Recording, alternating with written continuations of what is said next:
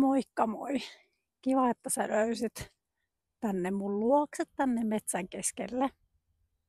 Mä käyn täällä aina ajoin hiljentymässä ja rauhoittumassa, kuuntelemassa metsän ääniä, luonnon ääniä ja kaikkea sitä ohjausta, jota mä itse olen saanut mun elämään.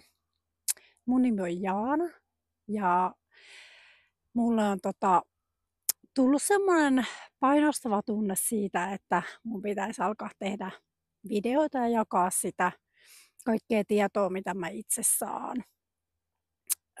Sellaista ohjauksessa tulevaa asiaa, mitä tulee. Ja se painostava tunne kävi niin vahvaksi, että nyt mä ajattelin, että mä lähden yrittämään tekemään näitä videoita sitten. Yksi video kerrallaan, en tiedä montako näitä tulee. Tuleeko enää ikinä yhtään enempää kuin tämä yksi ainokainen. Mutta ne asiat, mitkä tässä nykymaailmassa meitä ihmetyttää, niin on niin kuin lähestulkoon kaikille läsnä jokaisena päivänä. Ja semmoinen niin kuin paha olo, mikä on lisääntynyt meidän ihmisten keskuudessa, niin se on tosi vallalla olevaa sellaista energiaa, joka kohtaa meitä kaikkia enemmän tai vähemmän. Se on semmoista, mikä tuntee ihan siinä energiassa ympärillään. Ja se näkyy arjessa niin kuin monella tapaa.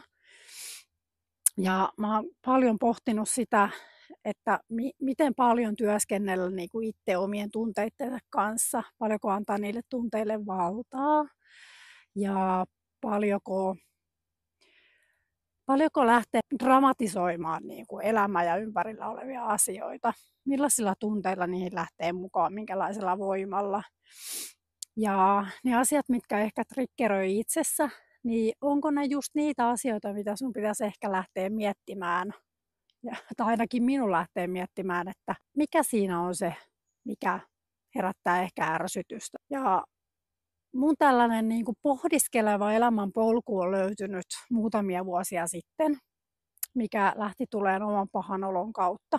Oli jotenkin todella suuri se paha olo omassa elämässä läsnä. Se oli ihan semmoinen niin kuin kurkkua kuristava tunne, mikä pakotti mua vaihtaa jollain tavalla suuntaa mun omassa elämässä. Ja siitä lähti semmoinen suuri itsetutkiskelun aika, mitä mä niin kuin elän edelleen elämässä. Etsin vastauksia ja etsin sellaisia totuuksia ja mietin välillä, että mikä se totuus oikein on ja kuka sen niin kuin tietää, kuka sen juurille pääsee. On jotenkin päätynyt itse siihen, että sellaista absoluuttista totuutta ei varmaan olekaan.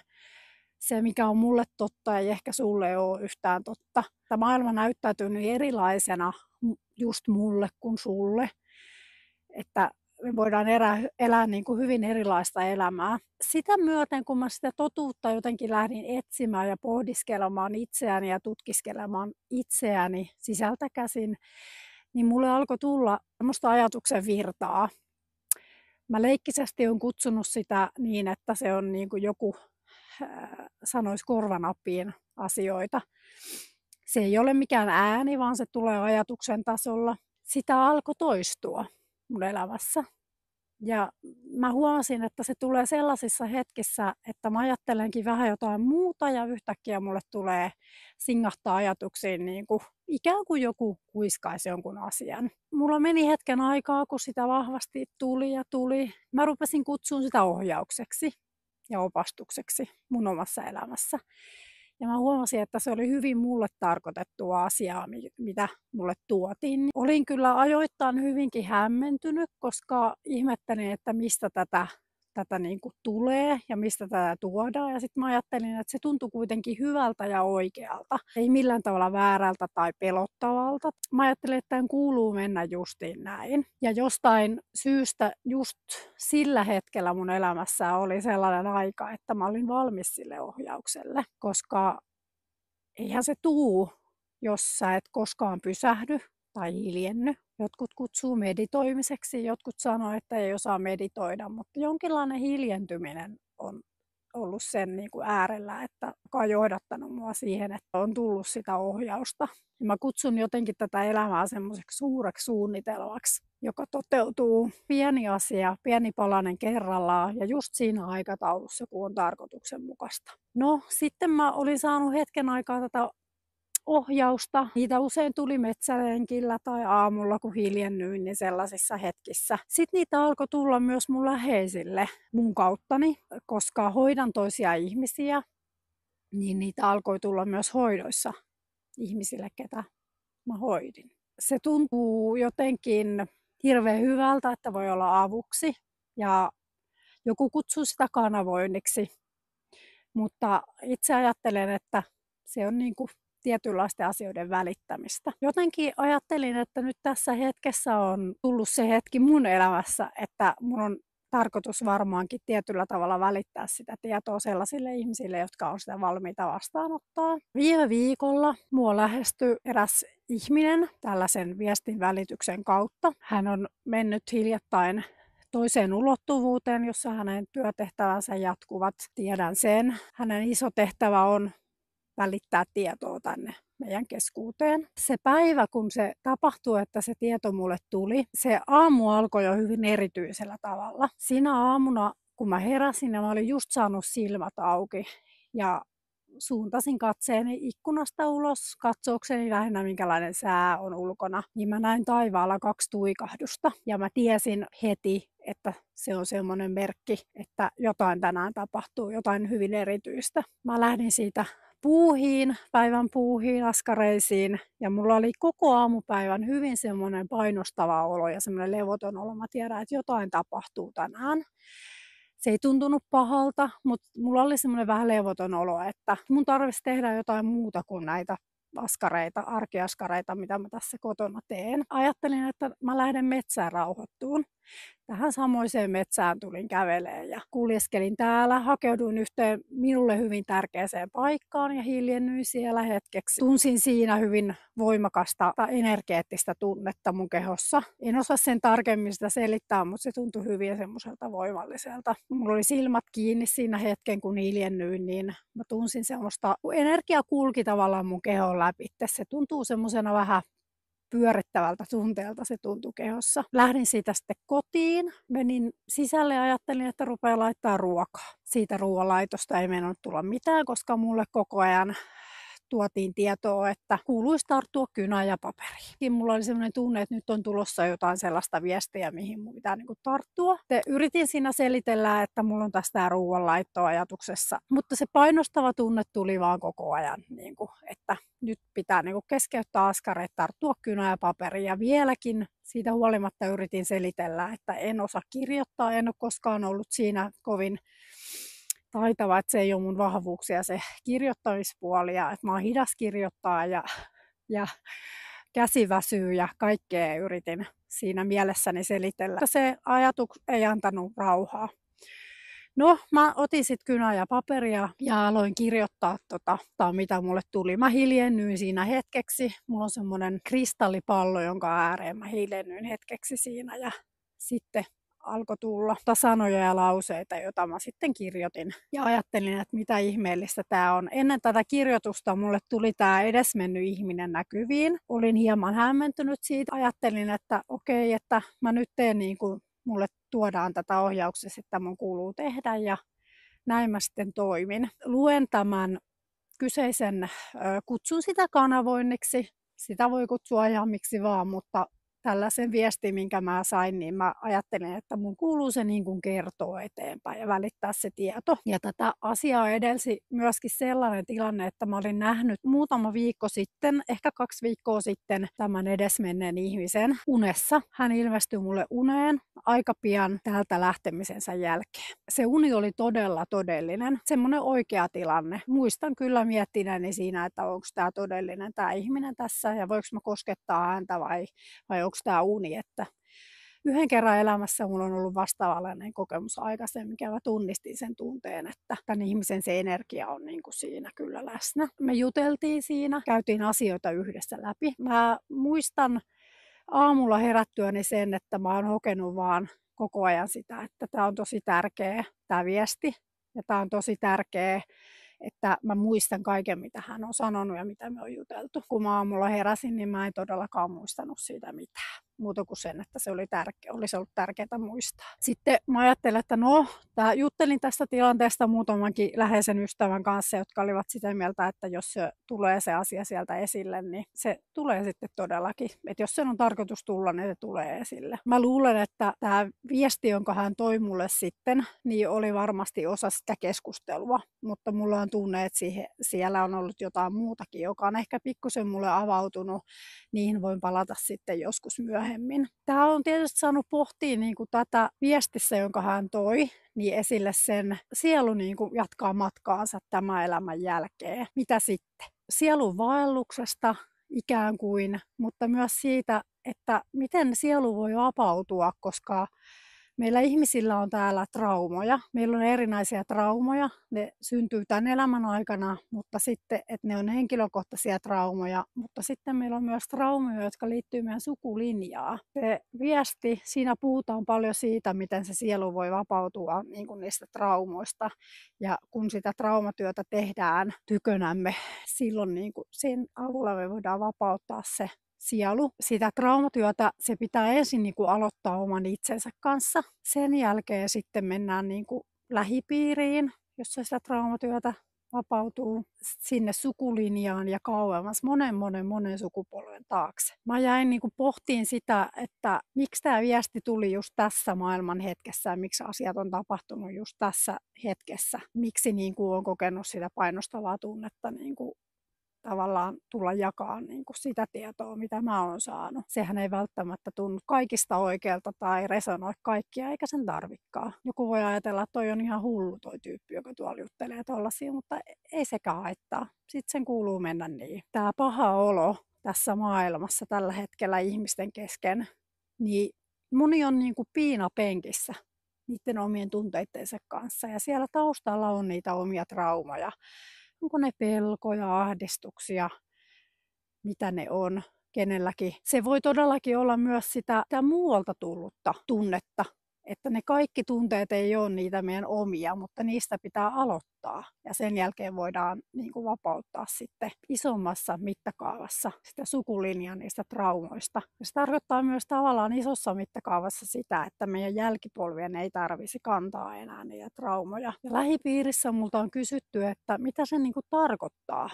Mitä se käytännössä tarkoittaa? Miten mä voin vapauttaa näitä mun traumoja tai näitä tuntemuksia? Mä oon tätä paljon pohtinut ja mä oon miettinyt, että miten mä oon itse lähtenyt sitä työstämistä tekemään, niin mä ajattelisin, että se tapahtuu ihan siinä arjessa. Ihan koko ajan ja joka hetki sä voit jollain tavalla tarttua kiinni niihin tunteisiin, niin epämiellyttäviin tunteisiin, kipuihin, miksi mun kehossa on kipuja, miksi mulla on paha olo, että minkä takia mulla on tämmöinen olo, joku piinaava tai ahdistava olo, miksi joku asia triggeröi.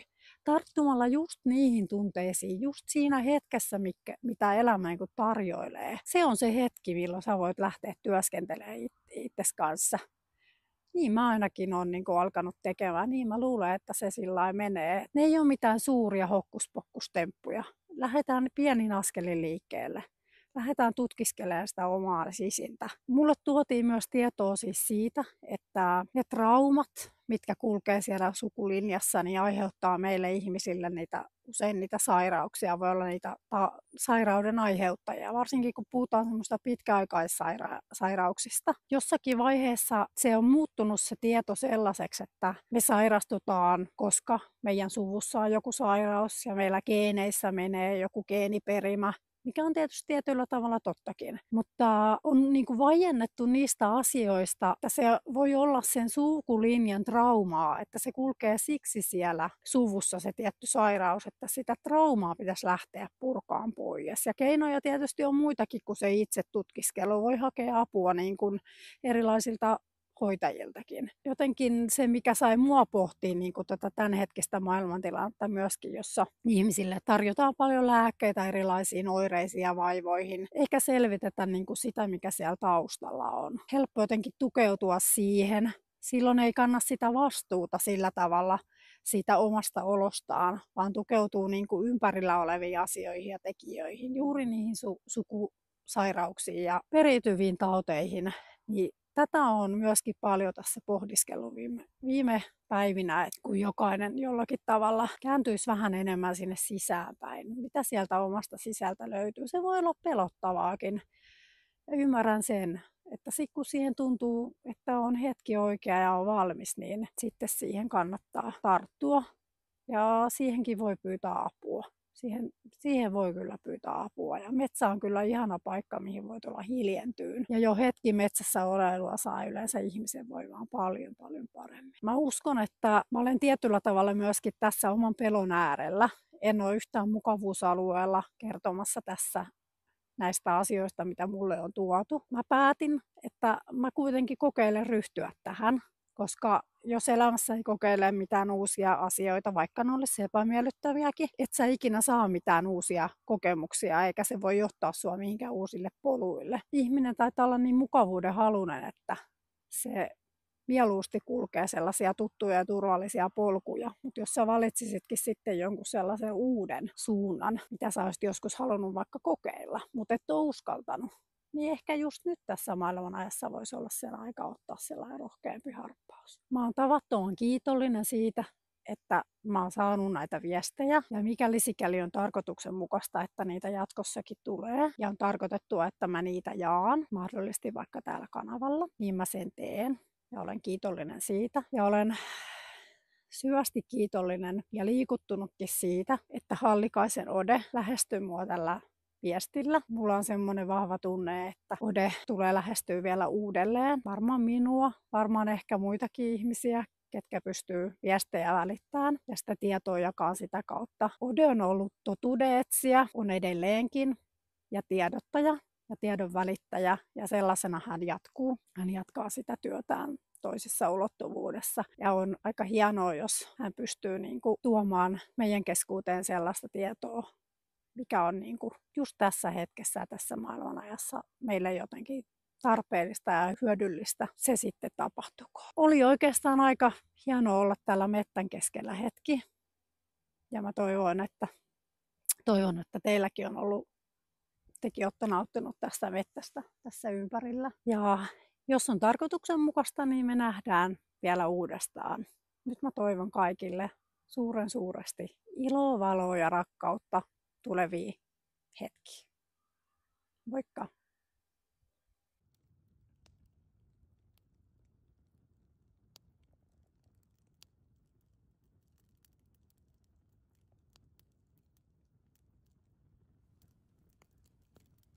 Sielu vapautuu, kun sukulinjojen traumapurkua tapahtuu. Tällöin ei ole enää pakko palata maan päälle oppimaan karman läksyä. Vapaaehtoisten tehtävänä on auttaa ja neuvoa eri ihmisten ja sukujen monien sukupolvien ajan jatkunutta tapahtumaketjua ja vapauttaa sieluja uuden ajan vapaina universumin maailmankaikkeuden pelastustyönä. Sukulinja on vapaa ja sen sielut, kun vapautustyö on tehty. Rohkeina, pelkäämättöminä tulee käydä matkaan vailla epäilystä, täydessä luottamuksessa. Sielun ääntä kuunnellen. Se tulee tapahtua tiedostaen ja tiedostamatta. Työtä tehdään pimeyttä pelkäämättä. Pimeys asuu lopulta meidän jokaisen sisällä, joten pelkoa ei oikeasti ole. Pienin harppauksin maailma vapautuu, tiedätte sen. Täältä katsottuna kaikki menee hyvin, suuren suunnitelman mukaisesti. Nyt on aika puhua totuutta, joten suunne aukaiskaa. Ei kukaan hiljaiseksi saa jäädä. Ei ilkkujia pidä pelätä, vaikenevat hekin lopulta. Valon säihke on huikea ja jokainen teistä osana sitä. Nyt ei pidä luovuttaa.